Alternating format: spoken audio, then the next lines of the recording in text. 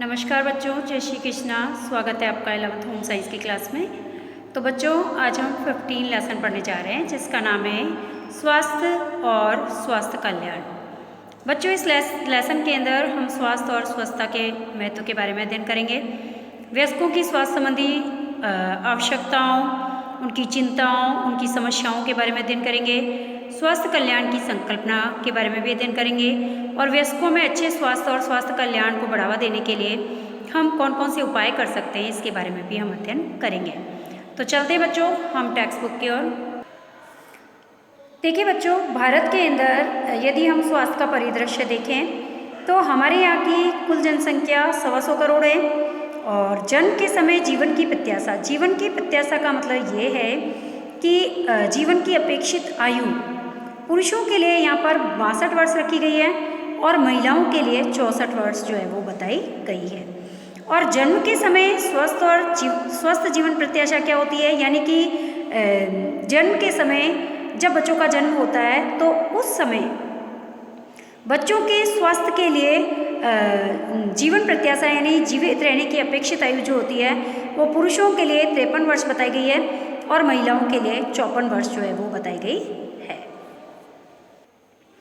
अब देखिए, 5 वर्ष से कम आयु में मरने वाले जो बच्चे हैं, 5 वर्ष से कम आयु के बच्चों की मृत्यु दर को यदि हम देखें तो 1000 जीवित जो जन्म लेने वाले बच्चे हैं उनमें से 76 बच्चे जो है वो 5 वर्ष से कम आयु के बच्चे जो है वो उनकी जो है वो डेथ हो जाती है। 1000 बच्चों पे 76 बच्चों की जो है वो डेथ हो रही है। और 15 से 60 वर्ष की आयु के बच्चों की यदि हम देखें, 15 से 60 वर्ष के बीच की जो व्यक्ति है उनकी मृत्यु दर यदि हम देखें तो 1000 जनसंख्या पर 1000 जो है व्यक्तियों पर पुरुषों की 276 जो है संख्या पर मृत्यु हो रही है और महिलाओं की जो है 203 जो है महिलाओं की मृत्यु जो है 1000 की जनसंख्या पर जो है वो हो रही है। यानी कि 15 साल से लेकर 60 वर्ष तक की आयु के बीच में मृत्यु दर की संभावना इतनी बता रहे हैं। 1000 की यदि जनसंख्या है तो वहाँ पर पुरुषों की 276 और महिलाओं की 203 जो है वो हम कह सकते हैं कि इतनी महिलाएं और इतने पुरुष जो है उनकी मृत्यु जो है वो हो रही है। तो इस प्रकार से हमारे भारत की कंडीशन जो है वो हमारे सामने है और ये देखकर हम पता लगा सकते हैं कि हमारे भारत के अंदर स्वास्थ्य और स्वास्थ्य कल्याण से संबंधित सभी योजनाओं को क्रियान्वित करने की बहुत ही आवश्यकता है और प्रत्येक व्यक्ति के स्वास्थ्य पर विशेष रूप से ध्यान देने की आवश्यकता है। अब देखिए बच्चों, भारतीय जनसंख्या की स्वास्थ्य स्थिति के संकेतक, यानी हमारे भारत की जनसंख्या की स्वास्थ्य स्थिति के संकेतक यानी स्वास्थ्य को बताने वाले जो आंकड़े हैं, जैसे कि नेत्र रोग से ग्रसित हमारे यहाँ पर कितने लोग जो हैं, जैसे कि मोतियाबिंद, नेत्र रोग में मोतियाबिंद हो जाता है ना, तो जो कि 80% तक अंधेपन का कारण है। हमारे यहाँ पर 80% लोग जो है मोतियाबिंद के कारण अंधे होते हैं और उनके वार्षिक मामले जो है वो कम से कम 3.8 मिलियंस, यानी हम कह सकते हैं कि 1 मिलियन में 10 लाख होते हैं तो 3.8 मिलियंस में हो गए 38 लाख के आसपास, है ना। और कैंसर से ग्रसित रोग यदि हम देखें हमारे भारत के अंदर तो कैंसर से ग्रसित लोग जो है वर्ष 2001 में भारत के अंदर कैंसर संबंधी मामले जो थे इनकी कुल अनुमानित संख्या जो थी वो थी आपके हम कह सकते हैं कि 9,24,790 और इसका वर्ष 2011 तक जो है ये कितनी हो गई, 12,29,968 के आसपास हो गई और 2021 तक इसका मानना है कि ये कम से कम जो है 15,51,800 तक बढ़ जाने की इसकी संभावना है। इस तीव्र गति से कैंसर हमारे यहाँ पर बढ़ता जा रहा। अब यदि हृदय रोग का मामला यदि हमारे यहाँ पर देखें कि हृदय रोग जो है हृदय की गति रुकने से और इससे संबंधित कारणों से भी मृत्यु दर जो है वर्ष 1990 में मानी गई थी 2.4 मिलियन यानी कि 24 लाख के आसपास और बढ़ते हुए शहरीकरण के साथ ये समस्या और ज़्यादा बढ़ती गई और हम कह सकते हैं कि शहरों के अंदर प्रदूषण ज़्यादा होने के कारण और परिश्रम कम होने के कारण, खान पान में बदलाव होने के कारण जो है विभिन्न प्रकार के रोग जो है लोगों में ज़्यादा देखने को मिलते हैं। और मलेरिया की बात करें तो मलेरिया 2001 के अंदर 2.03 मिलियंस यानी कि 20 लाख के आसपास मामले थे, और ये बढ़कर 2021 के अंदर जो है कितने हो गए, 26 लाख के आसपास हो गए, 2.62 मिलियंस यानी 26 लाख के आसपास ये मामले बढ़ते गए। तो इस प्रकार हम कह सकते हैं कि हमारे भारत के अंदर मृत्यु दर का एक और भी कारण है जो है विभिन्न प्रकार के रोग, जिसमें है नेत्र रोग, मोतियाबिंद, कैंसर, हृदय रोग और मलेरिया।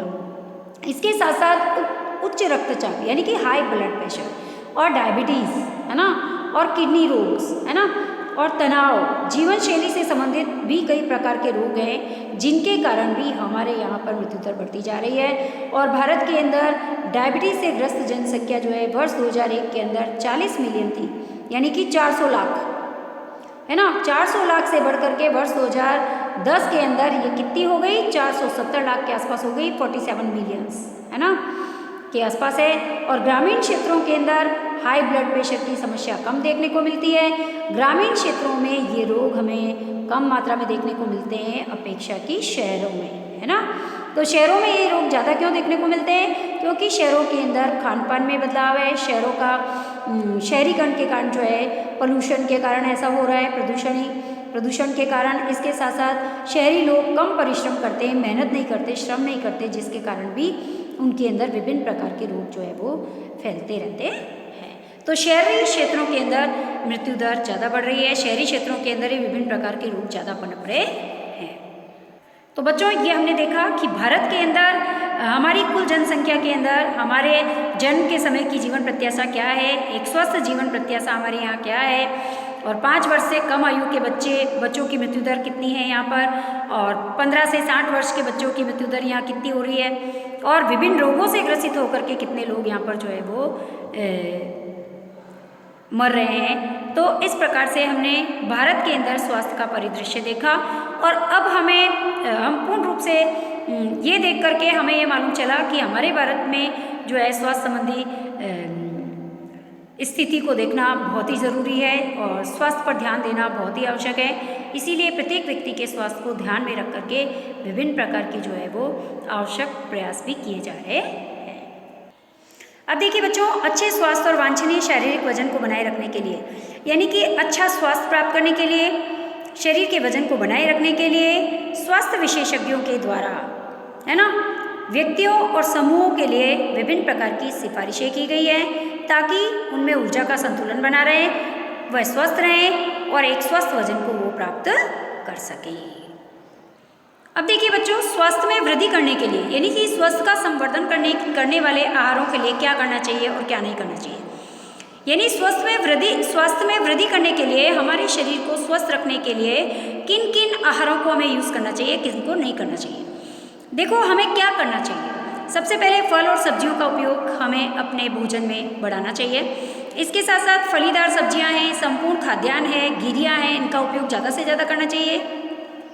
ग्रहण की जाने वाली ऊर्जा का खपत होने वाली ऊर्जा का मिलान करना चाहिए, है ना, और आयोडीन युक्त नमक का उपयोग करना चाहिए, और हमें प्रचुर मात्रा में पानी पीना चाहिए यदि हम स्वस्थ रहना चाहते हैं, ठीक है। और हमें क्या नहीं करना चाहिए, कौन कौन से कार्य हमें नहीं करने चाहिए, या किन भोज्य पदार्थों को हमें अपने आहार में यूज़ नहीं करना चाहिए। तो इसके अंदर अधिक वसा, तेल, है ना, और जैसे तले हुए खाद्य पदार्थ है ना, जैसे पकोड़े हैं, पूड़ियाँ हैं, समोसे हैं, है ना, ये हमें ज़्यादा उपयोग में नहीं लेने चाहिए। और बहुत अधिक संतृप्त वसा का उपयोग और ट्रांस वसा का उपयोग भी हमें नहीं करना चाहिए। ऐसी वसा जो कि नॉर्मल टेम्परेचर पर ठोस अवस्था में बनी रहती है, उसका उपयोग हमें नहीं करना चाहिए, है ना, और डालडा, घी और तेल का उपयोग भी हमें कम से कम करना चाहिए, ठीक है। तो संतृप्त वसा का मतलब ये है कि ऐसी वसा जो कि नॉर्मल टेम्परेचर पर ठोस अवस्था में ही बनी रहती है, उस वसा का उपयोग भी कम करना है।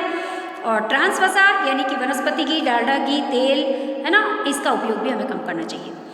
तथा सभी स्रोतों से अत्यधिक नमक का उपभोग जो है, विशेषकर वेफर्स है, केचप है, मांस है, बिस्किट है, अचार है, पापड़ है ना, आदि जैसे इन पदार्थों का उपयोग हमें कम से कम करना चाहिए। अचार है, वेफर्स है ना, सॉस है, बिस्किट है, इन सभी का उपयोग कम करना चाहिए और संसाधित खाद्य पदार्थों का उपयोग भी कम करना चाहिए। रेडीमेड फूड का उपयोग कम करना चाहिए। पके हुए खाने में जो है ऊपर से नमक नहीं मिलाना चाहिए और मिठाइयाँ, चॉकलेट्स, पेय पदार्थों का उपयोग भी हमें कम से कम करना चाहिए। यदि हम स्वस्थ रहना चाहते हैं, अपने शरीर को स्वस्थ रखना चाहते हैं, तो हमें इन आहारों को अपने भोजन के अंदर शामिल करना चाहिए, इन खाद्य पदार्थों को, और इन खाद्य पदार्थों का उपयोग कम से कम करना चाहिए। ठीक है। अब देखिए बच्चों स्वस्थ। हाँ तो बच्चों अब हम देख रहे हैं स्वस्थता। देखो स्वस्थता का मतलब ये है, स्वास्थ्य किसे कहते हैं? स्वास्थ्य का मतलब ये है कि स्वास्थ्य का मतलब सिर्फ ये नहीं है कि उचित संतुलित आहार लेने से ही हम स्वस्थ रह जाएंगे, बल्कि हमें शारीरिक परिश्रम भी करना पड़ेगा, स्वास्थ्य संबंधी रख रखाव पर भी ध्यान देना होगा। ठीक है। अब यहाँ पर इस लेसन के अंदर हम स्वास्थ्य के रख रखाव पर चर्चा करेंगे। जैसे जैसे मनुष्य की आयु बढ़ती जाती है वैसे वैसे शरीर में कई बदलाव भी आते हैं और जिनमें क्षमताओं और शारीरिक क्रियाकलापों में कमी भी होती रहती है। देखिए शारीरिक स्वस्थता को बनाए रखने के लिए और स्वस्थ जीवन यापन के लिए तथा साथ ही जीवन की कुछ विशिष्ट गुणवत्ता स्थापित करने के लिए व्यायाम भी आवश्यक है, कुछ शारीरिक परिश्रम भी आवश्यक है और पोषण भी आवश्यक है। तो नियमित व्यायाम उपयोग की गई अधिक कैलोरीज को खर्च करता है। नियमित रूप से जब हम व्यायाम करते हैं तो हमारे द्वारा उपयोग की गई जो कैलोरीज है उसको ये खर्च करता है और अतिरिक्त कैलोरीज को वसा में बदलने की संभावना कम हो जाती है, जिससे मोटापा नहीं बढ़ता। तो नियमित रूप से हमें व्यायाम करना चाहिए। तो नियमित व्यायाम जो है व्यक्ति को चुस्त बनाता है। व्यक्ति को नियमित रूप से व्यायाम करते रहना चाहिए और स्वयं ही व्यायाम करने से वो स्वयं अच्छा महसूस करता है, बेहतर रूप से अच्छी नींद ले पाता है ना। व्यायाम से हृदय और फेफड़े जो है वो स्वस्थ रहते हैं, ठीक ढंग से कार्य करते हैं और रक्त का परिसंचरण भी अच्छा होता है, श्वसन की दर भी सुधरती है ना। और कम से कम 20 मिनट के लिए सप्ताह में 3 बार किया गया व्यायाम लाभप्रद होता है।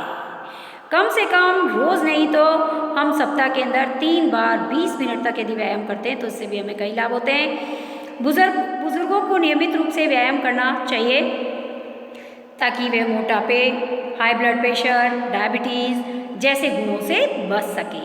ठीक है। जो बुजुर्ग व्यक्ति है 50 साल से ऊपर की उम्र के जो व्यक्ति हैं उनको विशेष रूप से व्यायाम करना चाहिए डेली, जिससे कि विभिन्न प्रकार के रोगों से वो ग्रसित ना हो और उन्हें नियंत्रित कर सके, वो विभिन्न प्रकार के रोगों से बच सके।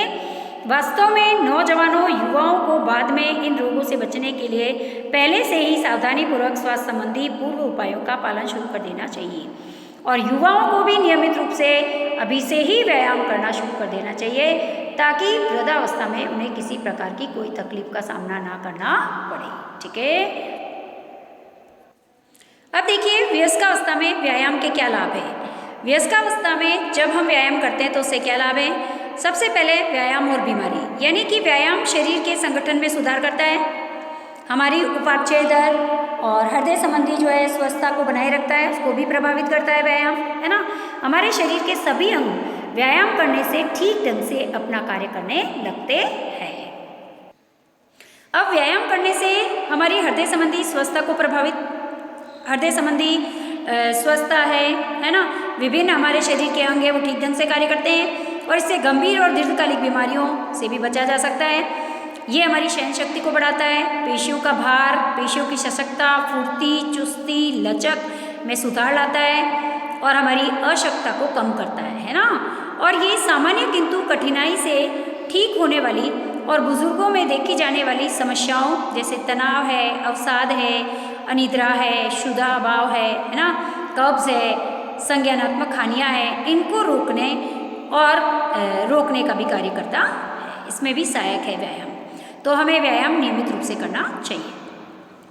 नियमित रूप से व्यायाम करने से विशिष्ट लाभ प्राप्त होते हैं, जैसे कि ये कम से कम 15 वर्षों के लिए असक्तता को दूर करने में सहायक है। व्यायाम करने से कम 15 वर्ष के लिए हम बिल्कुल फिट रहते हैं और यदि आलसी व्यक्ति भी थोड़ा सा व्यायाम शुरू कर दे तो उन्हें महत्वपूर्ण लाभ प्राप्त हो सकते हैं।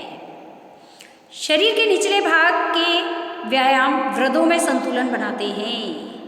यदि वृद्ध लोग शरीर के निचले भाग यानी कि पाँव, पंजे, एड़ियाँ, इनके व्यायाम यदि वो करते हैं डेली तो वो अपने शरीर को जो है वो उनके शरीर को लाभ होता है, वो अपने शरीर में संतुलन बनाए रखते हैं। अधिक वजन वाले मोटे लोगों को वजन कम करने में सहायता मिलती है और शरीर के वांछित वजन को बनाए रखने में मददगार होता है। यानी यदि मोटे हैं तो वो पतले हो सकते हैं व्यायाम कर करके, और यदि कोई बहुत पतला है तो वो व्यायाम करके अपने शरीर को स्वस्थ बना सकता है।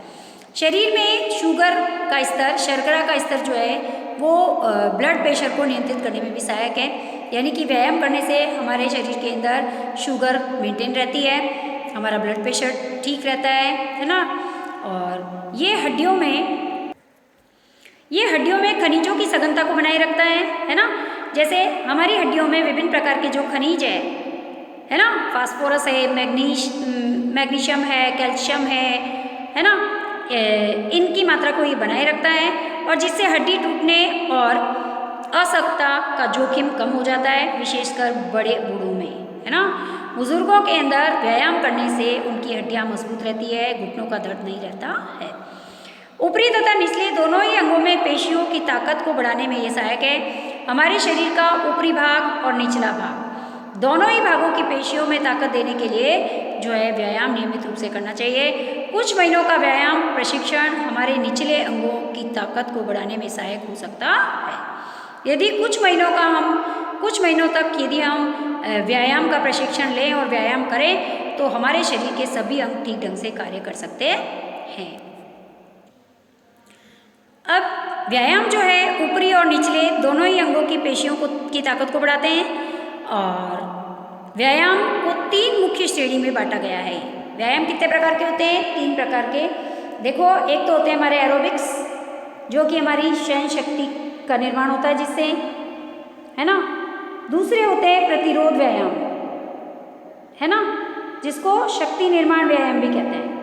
हमारे शरीर के अंदर शक्ति को अर्जित करने के लिए जो व्यायाम किया जाते हैं उसको प्रतिरोध व्यायाम कहते हैं। और तीसरा है संतुलन बढ़ाने के लिए जो व्यायाम किए जाते हैं हमारे शरीर के अंदर, लचक वाले व्यायाम, है ना, तो उसे हम कहते हैं लचक वाले व्यायाम। तो 3 प्रकार के व्यायाम हो गए, एरोबिक्स व्यायाम, प्रतिरोध व्यायाम और लचक वाले व्यायाम। जिम्नास्टिक वगैरह इसके अंदर आता है हमारे शरीर को लचक प्रदान करने के लिए, है ना। इन व्यायामों के लाभों को नीचे दिए गए बॉक्स के अंदर दर्शाया गया है। यहाँ पर एक बॉक्स दिया गया है, सारणी के द्वारा दर्शाया गया है कि व्यायामों से हमें क्या क्या लाभ है। अब देखिए बच्चों, यहाँ पर व्यायाम दे रखा है कि किस प्रकार का व्यायाम करने से हमें क्या लाभ होता है, ठीक है।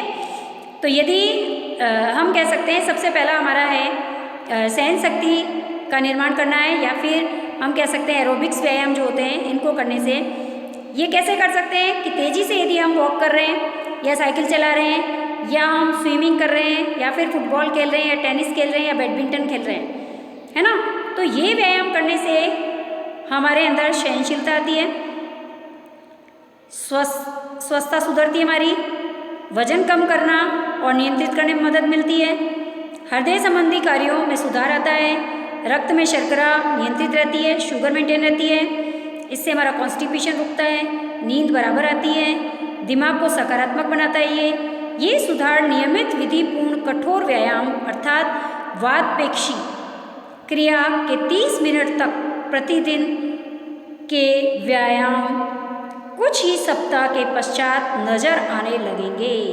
यानी कि कुछ दिन आप व्यायाम करोगे, इसके लाभ आपको बहुत ही जल्दी कुछ ही सप्ताह के अंदर जो है वो दिखाई देने लगते हैं। और यदि व्यायाम के नियम को तोड़ा जाएगा तो फिर स्वस्थता का स्तर भी शीघ्र ही टूटने लगता है, वो भी घटने लग जाता है। तो व्यायाम हमें यदि करना है तो नियमित रूप से करें, तभी हमें उसके लाभ जो है वो दिखाई देंगे, ठीक है। फिर दूसरे व्यायाम है शक्ति देने वाले या फिर प्रतिरोधक क्षमता को बढ़ाने वाले व्यायाम। तो इसमें हम कह सकते हैं जैसे दंड बैठक करना।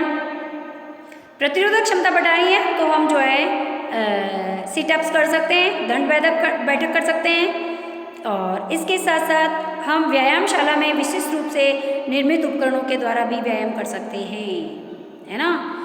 तो जिम में जा कर के वहाँ पर भी विभिन्न प्रकार के उपकरणों के द्वारा जो व्यायाम किए जाते हैं वो सब शक्ति प्रदायक या रोग प्रतिरोधक क्षमता को बढ़ाने वाले व्यायाम होते हैं। और इससे पेशियों की ताकत बढ़ती है, हड्डियों का भार बढ़ता है और शरीर गठीला बनता है ना, और शरीर की भंगिमा सुधरने लगती है, हमारा शरीर सुंदर होने लगता है। अब तीसरे व्यायाम आते हैं हमारे संतुलन और लचीलापन, यानी कि जिम्नास्टिक वगैरह जो हम करते हैं। इसमें अंगों का तानना, ढीला छोड़ना, झुकना आदि शामिल होते हैं। इसमें योग कर सकते हैं, है ना, सीढ़ी चढ़ने का कार्य कर सकते हैं, है ना। तो इससे पेशियां और जोड़ों के दर्द में हमें जो है लाभ मिलता है। हम किसी भी कार्य को आसानी से कर पाते हैं और इसके साथ साथ हम जो है इससे हमारा शरीर लचीला बनता है, जोड़ों का दर्द खत्म होता है, हमारे शरीर के अंदर संतुलन और लचीलापन आता है, गतिशीलता आती है। तो ये 3 प्रकार के व्यायाम हमने देखे और इसके हमने लाभ भी देखे। अब चलते हैं बच्चों हम आगे। अब देखिए क्रियाकलाप क्या कह रहा है। निकट के किसी स्वास्थ्य अथवा स्वास्थ्य रखरखाव अथवा योग केंद्र या फिर किस व्यायामशाला में जाइए और वहाँ पर किसी शिक्षक या वयस्क योगकर्ताओं से उनके द्वारा किए जाने वाले व्यायाम के लाभों के बारे में पता लगाएं। तो हम लगा सकते हैं पता, और हम कुछ व्यायामों के तो लाभ हम स्वयं ही जानते हैं और 3 व्यायामों के लाभ हमने यहाँ पर देखे हैं। तो इस तरीके से हम जो है किसी योगशाला या किसी व्यायामशाला के अंदर जाकर भी, किसी योग केंद्र में जाकर भी हम पता लगा सकते हैं कि कौन कौन से व्यायाम से हमें क्या क्या लाभ होते हैं। अब देखिए हर दिन में 1440 मिनट होते हैं, है ना, और इनमें से 30 मिनट शारीरिक गतिविधि के लिए निर्धारित करें। वयस्कावस्था के अंदर स्वस्थ अच्छा बनाए रखने के लिए व्यायाम को अपनी दिनचर्या का हिस्सा बनाना चाहिए।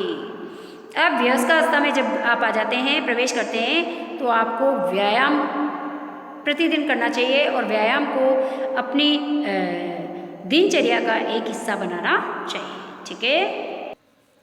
अब देखिए बच्चों, व्यायाम मानसिक स्वास्थ्य और स्वास्थ्य कल्याण, यानी कि शारीरिक स्वास्थ्य संबंधी लाभों के अलावा स्वास्थ्य कल्याण, मानसिक स्वास्थ्य के प्रति व्यायाम के लाभों के प्रति जागरूकता और वैज्ञानिक साक्ष्य भी बढ़ता जा रहा है। अमेरिका के ड्यूक विश्वविद्यालय में वैज्ञानिकों ने अवसादग्रस्त व्यक्तियों का 4 महीने तक अध्ययन किया और पाया कि जिन व्यक्तियों ने सप्ताह में 3 बार 30 मिनट के लिए व्यायाम किया है, उनमें से 60% व्यक्ति बिना किसी औषधि के अवसाद पर काबू पा सकते हैं। देखा है आपने कि यदि सप्ताह के अंदर हम 3 दिन 30 मिनट तक ही व्यायाम करते हैं तो भी हम किसी भी रोग के होने पर हम उस रोग से जो है जल्दी ही ठीक हो सकते हैं बिना किसी दवाई के, है ना। तो उनमें से 60% व्यक्ति बिना किसी औषधि के अवसाद पर काबू पा सकते हैं। और एक अन्य शोध कार्य दर्शाता है कि केवल 8 मिनट की थोड़ी सी कसरत और स्वस्थ लोगों में रोगों की प्रतिरोधक क्षमता को सुधारने के साथ साथ ये उदासी को ख़त्म करता है, तनाव को ख़त्म करता है, क्रोध को कम करता है। तो हमें व्यायाम को अपने दिनचर्या का एक आवश्यक हिस्सा बनाना चाहिए। कई लोगों ने अनुभव किया है कि व्यायाम आत्मविश्वास को बढ़ाने के साथ साथ ये दुश्चिंता और दबाव को कम करने में सहायता करता है। व्यायाम से आत्मविश्वास आता है ना, और चिंता, तनाव, क्रोध, उदासी खत्म होती है ना, उत्सुकता आती है। यह मनोवैज्ञानिक स्वास्थ्य और कुशलता में योगदान करता है। ये क्या करता है? मनोवैज्ञानिक स्वास्थ्य और कुशलता में योगदान भी करता है और व्यायाम को एक कुशल क्रिया के रूप में देखा जा सकता है। तो जो शारीरिक और मानसिक समस्याओं की रोकथाम भी करता है। तो हम कह सकते हैं कि व्यायाम एक कुशल क्रिया के रूप में देख सकते हैं। व्यायाम से शारीरिक और मानसिक समस्याओं की रोकथाम भी होती है। विशेषज्ञ ये चेतावनी देते हैं कि व्यायाम को सजा के रूप में देखना उसके लाभों को कम कर सकता है तथा सजा समझने के बजाय व्यायाम को आनंदपूर्वक करना चाहिए। व्यायाम को हमें सजा नहीं समझना है ना, उसको आनंद लेकर करना है, खुशी खुशी करना है, तभी हमें उसका लाभ मिलेगा। पहले कुछ दिनों में महसूस किया जाने वाला शारीरिक दर्द, परेशानी धीरे धीरे गायब हो जाती है। धीरे धीरे शुरू में जब हम व्यायाम करना शुरू करते हैं तो शुरू में हमारे शरीर में दर्द भी होता है ना, और हमें अच्छा भी नहीं लगता, थकान भी होती है। लेकिन जब हम रेगुलर करते हैं तो उसके बाद हमें स्फूर्ति आती है, तनाव कम होता है, क्रोध कम होता है, उदासी खत्म होती है, स्फूर्ति आ जाती है। तथा भारत में योग और ध्यान मनन का प्रयोग पारंपरिक रूप से ही मानसिक स्वास्थ्य और कुशलता की प्राप्ति के लिए किया जाता रहा है। हमारे यहाँ पर मानसिक स्वास्थ्य के लिए मानसिक रूप से स्वस्थ रहने के लिए हमें ध्यान और मनन, ध्यान भी हम कर सकते हैं, ध्यान से हम जुड़ सकते हैं। ध्यान का भी नियमित रूप से ध्यान करने से भी हम जो है मानसिक रूप से स्वस्थ रहते हैं। और योग शरीर को और अधिक लचीला बनाता है। शोधकर्ताओं ने दर्शाया है कि डायबिटीज़ और हाई ब्लड प्रेशर जैसी परिस्थितियों के लिए योग लाभप्रद है ना। देखिए, व्यायाम के दौरान और उसके पश्चात मस्तिष्क जो होता है कुछ द्रव्य निष्कासित करता है, जिन्हें हम एंडोफिन्स कहते हैं। क्या कहते हैं? एंडोफिन्स। और प्रश्न आता है कि एंडोफिन्स किसे कहते हैं? तो व्यायाम करने के दौरान हमारे मस्तिष्क से कुछ द्रव्य जो है सिक्रीट होते हैं, स्रावित होते हैं, उसे हम एंडोफिन्स कहते हैं। और ये द्रव्य शरीर के प्राकृतिक दर्द निवारक होते हैं, यानी कि ये हमारे शरीर के अंदर होने वाले दर्द को दूर करने का कार्य करते हैं और हमें प्रसन्नता और कुशलता की भावनाओं को हमारे अंदर बढ़ाते हैं। आज की जीवन शैलियाँ विशेषकर शहरी क्षेत्रों में और महानगरों में तेज गति वाली और अधिक तनावपूर्ण हो रही है, तथा ये सुनिश्चित करना आवश्यक है कि प्रत्येक व्यक्ति अपने शारीरिक और मानसिक स्वास्थ्य की ओर ध्यान दे। वर्तमान समय के अंदर बढ़ रही बीमारियों को देखते हुए हमें अपने शरीर का विशेष रूप से ध्यान रखना चाहिए। हमें पोषक तत्वों को अपने आहार में शामिल करना चाहिए और नियमित रूप से व्यायाम को अपनी दिनचर्या का हिस्सा बनाना चाहिए, तभी जा कर के हम स्वस्थ रह पाएंगे, है ना। देखिए बच्चों, 2002 में विश्व स्वास्थ्य संगठन यानी कि WHO ने शारीरिक परिश्रम विषय को विश्व स्वास्थ्य दिवस के रूप में मान्यता दी है। और 6 अप्रैल को जो है शारीरिक परिश्रम के विश्व दिवस के रूप में इस दिन को मनाया जाता है, 6 अप्रैल को। और ये वैश्विक पहल का एक उदाहरण है। इसका लक्ष्य है कि विभिन्न समाजों में शारीरिक परिश्रम के माध्यम से स्वास्थ्य को बढ़ावा देना, है ना। शारीरिक परिश्रम के द्वारा स्वास्थ्य को बढ़ावा देना, शरीर को स्वस्थ रखना, है ना। तो प्रश्न आता है यहाँ पर कि शारीरिक परिश्रम को विश्व स्वास्थ्य दिवस के रूप में कब मनाया जाता है? तो शारीरिक परिश्रम को विश्व स्वास्थ्य दिवस के रूप में 6 अप्रैल को मनाया जाता है। और ये इसको 6 अप्रैल को शारीरिक परिश्रम को विश्व स्वास्थ्य दिवस के रूप में मनाने के लिए मान्यता किसने दी थी? तो WHO ने दी थी। कब दी थी? 2002 में दी थी। ठीक है, आज हमारी क्लास यही कंप्लीट होगी। धन्यवाद बच्चों, जय श्री कृष्णा। और नेक्स्ट टॉपिक हम नेक्स्ट क्लास के अंदर कंटिन्यू करेंगे।